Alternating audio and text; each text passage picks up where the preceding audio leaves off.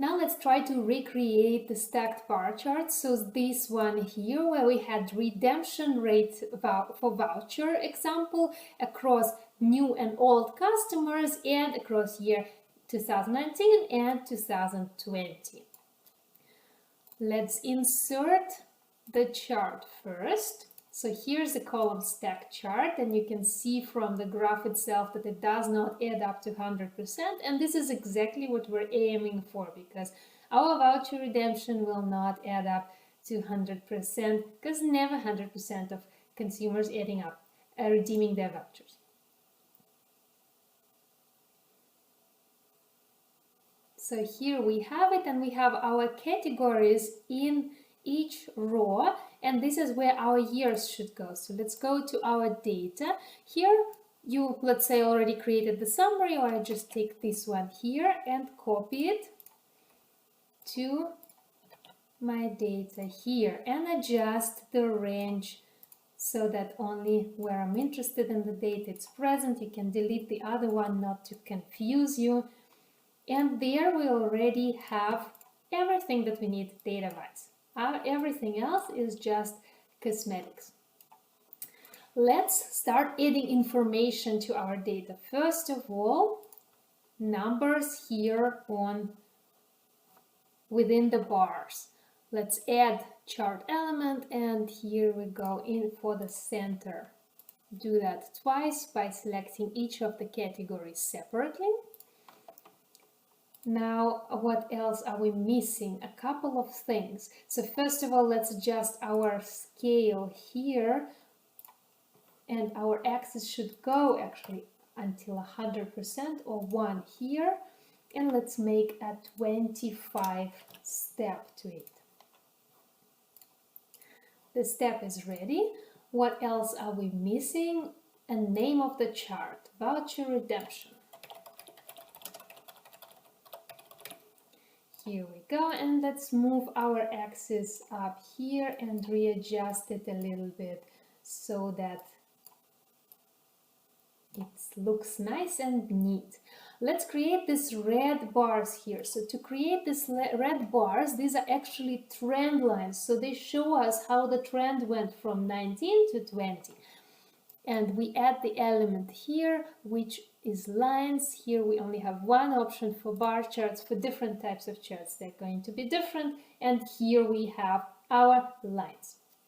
Two important information points are missing: the sample size, and this one we can just create by inserting a text box here. And let's say our made-up sample size is 300. Let's make sure that the font is similar to everything else. So we have a font Verdana here and here, but the colors seem to be slightly different. This is not a problem. We're going to change the color by using an eyedropper. So we're going to select this color here. This was not very exact. Let's try again. Using an eyedropper, now it's the same color as everything else, and we can adjust it a little bit. And two numbers, adding the totals. Also by just inserting text boxes is one of the options how you can do it. We have 30% here. Let's make it bold and black. And again, bold and black. There we go. It's also in the right font. And once again, text box for another year. Right here we have 40%. And again, bold and black. Now let's start adjusting the colors so that it starts to look nice. So we had dark blue to signal our existing customers. Here we go. And we had lighter version of blue to signal new customers. Now our text is not visible. Let's play around with that. Go to the Home tab, make it bold, make it white, and the same for another category. What are the difference? We keep playing the difference game. Increase the text a little bit of the font size and these lines. We want these lines to be red. We go into the Format tab and we change it to red, and let's make also the width a little bit bigger so that it's visible.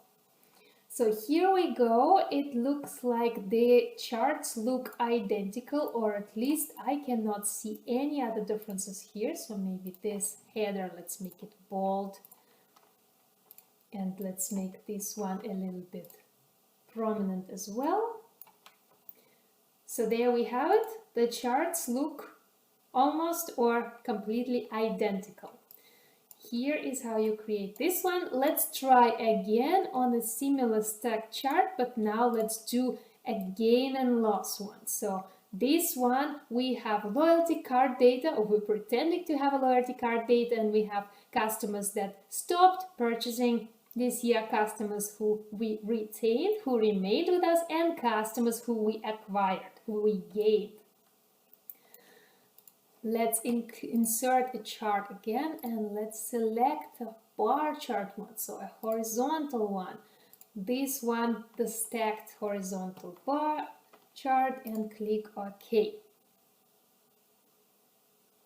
Here we have again categories as years. In the columns, let's go to our data file and insert this. So to signal the negative, we plug in the minus in front of the negative, and this way we can see, we can tell Excel or PowerPoint that this is a negative one, and it's going to drop under the 0 here. Let's copy this and paste it into our table and adjust the range of the data. Delete everything that you don't need so that it doesn't distract you, and the data is plugged in. Now what we need to do is make it pretty. So let's start simple. Gain and loss.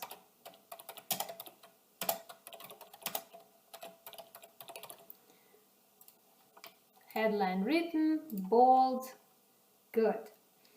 We have loss, new, remain. This goes up into our corner right here. And here this axis is not exactly where we want it to be. We want to push it to the edge. So let's format, right click and format the axis and look for the labels of tick marks. Somewhere here, so generally I invite you to browse here, play around, tick on different things. You can possibly remember how to do everything, but you might find some interesting features that will help you make your chart better. So it looks like it's here. Let's do it low.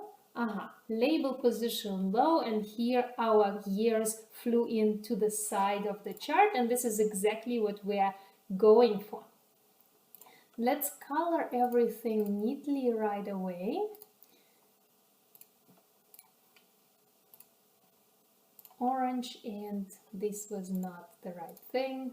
Go back and feel green. Okay, colors align. Let's name our axis now. Naming our axis, the bottom one, number of customers. Here we go. Let's make everything nice and visible. Here a little bit. We could add it as bold. This one's and the x-axis a little bit bigger. The name for the x-axis a little bit bigger as well. And let's add the numbers themselves in the design feature. Again, let's go for the middle, for the center. Here we go, and let's add another for the other category, the center values as well, and for the news again. So we have all the numbers here, but they're not very visible. Let's edit that as well. Bold and white, and once again, bold and white. Doesn't have to be white. Think of the environment of your presentation. Think of the lighting of the room. In some rooms, it's better to use a different contrast. If the room is very bright, white letters are very dangerous. People will simply not see them. Is there something else that we are missing? A dotted line to go through 0. No magic here. We just insert a line. To make a straight line, before starting a line, press Shift and then pull the line down. See, now I have a straight line, and even if I move it, it doesn't go very much. That's because I'm holding a Shift key on my keyboard right now. We have our line. Let's adjust it a little bit here.